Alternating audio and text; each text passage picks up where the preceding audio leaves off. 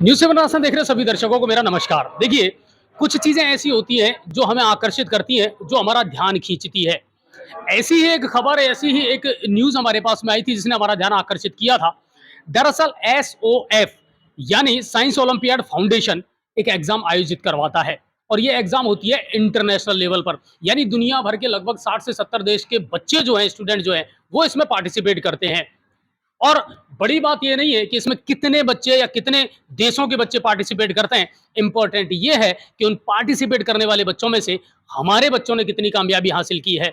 दरअसल मैं आपको बताऊं कि इंटरनेशनल मैथमेटिक्स ओलंपियाड की जो एग्जाम आयोजित हुई थी, उसमें गंगापुर सिटी के प्रज्ञा एकेडमी की एक बच्ची है जिसने इंटरनेशनली ग्लोबली 8वीं रैंक हासिल की थी। सुनकर के बड़ा आश्चर्य सा लगता है कि दुनिया भर के इतने बड़े देशों के स्टूडेंट्स के बीच में जब ये कंपटीशन होता है और उसमें हमारे गंगापुर सिटी शहर की किसी बच्ची ने अपनी कामयाबी हासिल की हो, एक बड़ी तरक्की हासिल की हो और एक बड़ी उड़ान हासिल की हो।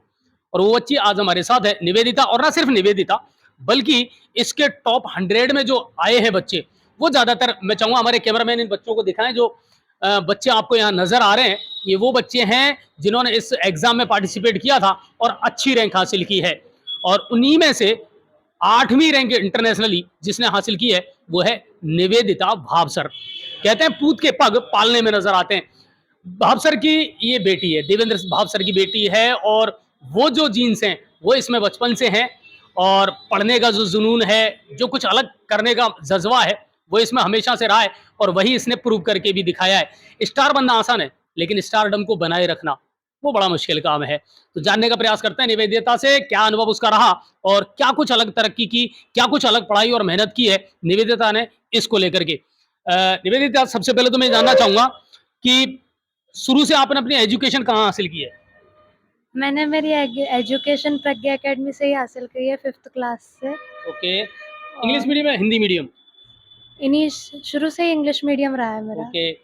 अच्छा, ये जो एग्जाम है, देखिए एसटीएससी वाली एग्जाम भी होती है, कई एग्जाम बोर्ड भी कंडक्ट करवाता है। ये एक ऐसी एग्जाम है जो इंटरनेशनली लेवल की एग्जाम है और एक फाउंडेशन इसको करवाता है। बहुत सारे बच्चे इसमें पार्टिसिपेट करते हैं। क्या कुछ आपके जहन में आया कि मुझे इसमें पार्टिसिपेट करना चाहिए और किस तरह ये एग्जाम कंडक्ट होती है? मुझे तो जब मैं 7th क्लास में थी, तब हम्म। मेरे एक टीचर थे, उन्होंने मुझे बताया था इस एग्ज़ाम के बारे में। ठीक है। तो 7th क्लास में मैंने पहली बार दी थी ये। उस समय भी मेरा सेकंड लेवल क्लियर हुआ था, हाँ। मगर उसके बाद नहीं हो पाया था। और 8th और 9th में कोरोना टाइम था, तो मैं नहीं दे पाई। इसके बाद मैंने ये परीक्षा 10th में दी, तो मैंने शुरू से ही, मैंने जब 10th स्टार्ट हुई तो शुरू से ही कर लिया था कि मुझे इस एग्ज़ाम में करना है। तो हमारे क्लासेस भी चलाई गई थी। हमारे जो टीचर थे उन्होंने भी बहुत मेहनत की हमें, और एक्स्ट्रा प्री फाउंडेशन के बारे में पढ़ाया। और हमने भी बहुत मेहनत की, बहुत सारे क्वेश्चन पेपर्स निकाले, हमें बहुत सारा मटेरियल प्रोवाइड किया गया, और इसी मेहनत से अच्छा, हम। एक बात है निवेदिता, इस एग्जाम में डिफरेंट है क्या चीज?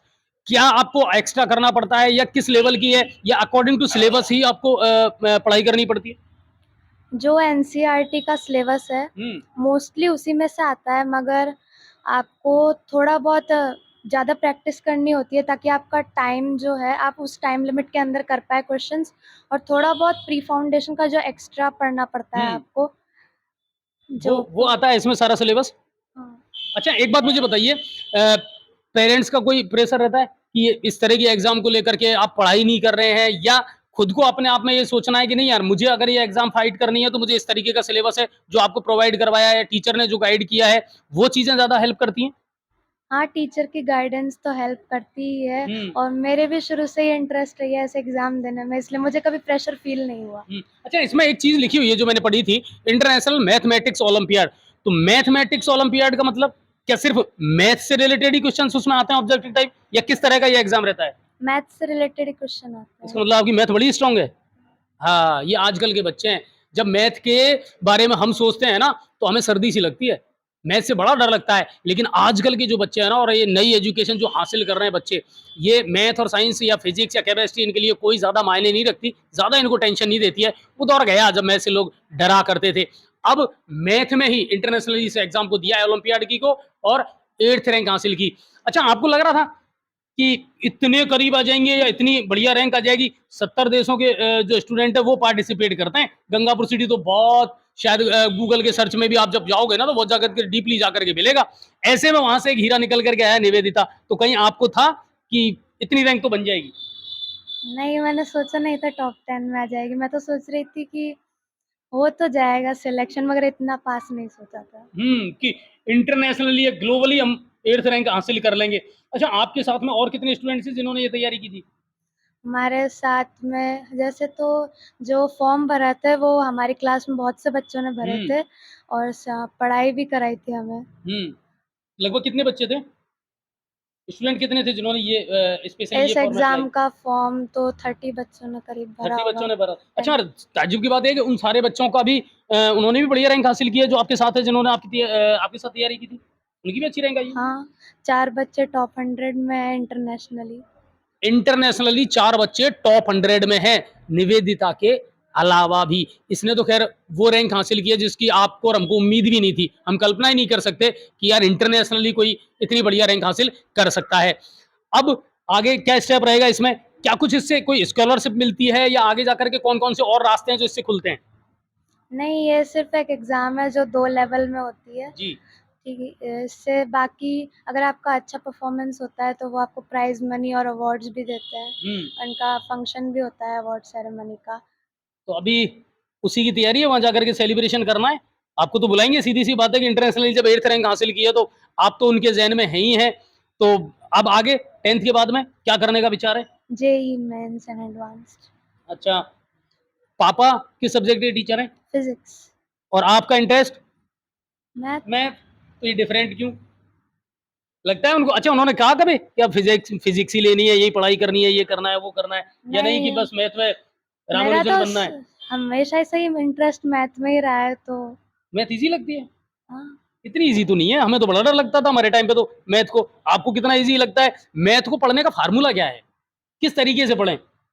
है कोई जो आपकी ट्रिक हो कि यार ये बढ़िया तरीका है, आसान तरीका है, इससे मैथ को ईज़िली पढ़ा जा सकता है? क्वेश्चन सॉल्व करने होते हैं तो आपका माइंड जब आप बहुत सारे तरीके के क्वेश्चन देखते हो तो आपका माइंड खुलने लगता है, हुँ। तो उसी से हो जाता है। कितने टाइम स्टडी करती हैं? कितने देर पढ़ाई करती हैं?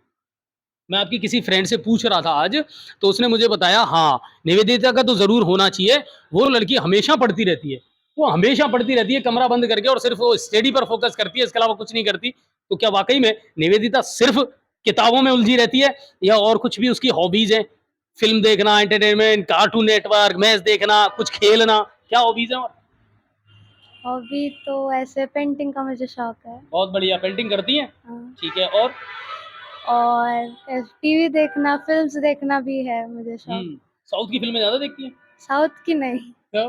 अपनी बॉलीवुड अवेंजर्स की। अच्छा एवेंजर देखी अवेंजर्स है। ओके।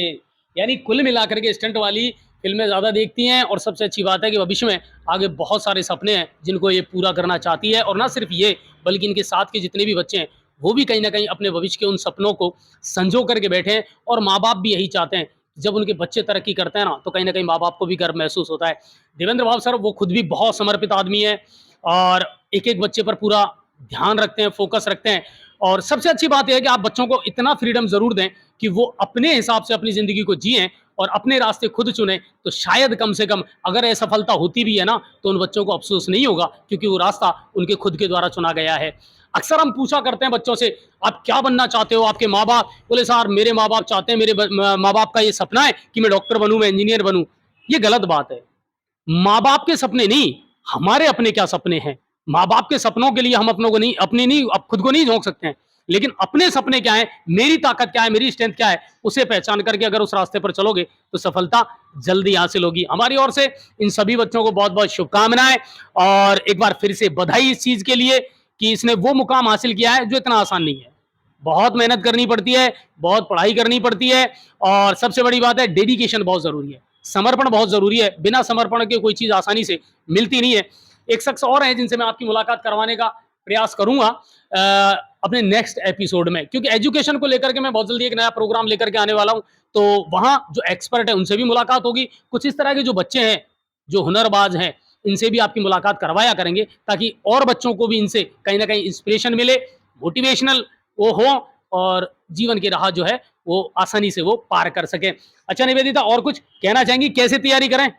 अगर कोई करना चाहे इंटरनेशनली, आपने तो 8वीं रैंक हासिल कर ली, अब आप भी तो चाहेंगे कि और भी इस क्षेत्र में आएँ और पढ़ाई करें और इस एग्ज़ाम में पार्टिसिपेट करें। क्या कुछ तैयारी करनी पड़ेगी? क्या गाइड करोगे उनको? सबसे पहले तो मैं ये चाहूँगी कि जो एनसीईआरटी बुक है, उसके आप सभी क्वेश्चंस को अच्छी तरीके से सॉल्व कर लें। ओके। और जो प्री फाउंडेशन का जो मटेरियल होता है, कुछ एक्स्ट्रा पढ़ना पड़ता है। हुँ, कुछ फ़ॉर्मूले वगैरह एक्स्ट्रा होते हैं, जैसे ट्रिग्नोमेट्री में कुछ फ़ॉर्मूला एक्स्ट्रा होता है, तो हुँ। आप उनका भी जो स्टडी करें और खूब सारी प्रैक्टिस करें, ताकि आप बहुत ही कम समय में क्वेश्चन को अच्छा, सॉल्व कर इसमें टाइम पाएँ। लिमिट रहता है? हाँ, 1 घंटे में आपको 50 क्वेश्चंस करने पड़ते हैं, objective type? Objective minus type. Marking भी होती है? ये नहीं होती? माइनस मार्किंग नहीं है इसमें। ठीक है, इसमें माइनस मार्किंग नहीं है। और जो बच्चे अभी भी महरूम हैं, उनको मैं बता देता हूँ कि ये साइंस ओलंपियाड फाउंडेशन के द्वारा एग्ज़ाम आयोजित करवाई जाती है और इंटरनेशनली मैथमेटिक्स ओलंपियाड है और ये सर्टिफ़िकेट है निवेदिता का, जिसने ये मुकाम हासिल किया है। और यकीन मानिए, ना सिर्फ़ क्षेत्र का, बल्कि मैं तो ये कहूँगा, जब इंटरनेशनली 8वीं रैंक हासिल की है, तो शायद राज्य का भी नाम रोशन किया है और हिंदुस्तान में भी कहीं न कहीं इसने अपना परचम लहराया है। ये छोटी-मोटी तरक्की या छोटी-मोटी उपलब्धि नहीं है। बहुत सारा समर्पण चाहिए, बहुत सारी मेहनत चाहिए, तब जाकर के ये रैंक हासिल होती है। और कहते हैं कि जो पानी से नहाते हैं वो लिबास बदलते हैं, मगर जो पसीने से नहाते हैं वो एक दिन इतिहास ज़रूर बदलते हैं। बहुत-बहुत धन्यवाद आपका। इसी तरह के किसी हुनरबाज से बहुत जल्दी फिर आपकी मुलाकात करवाऊँगा। धन्यवाद।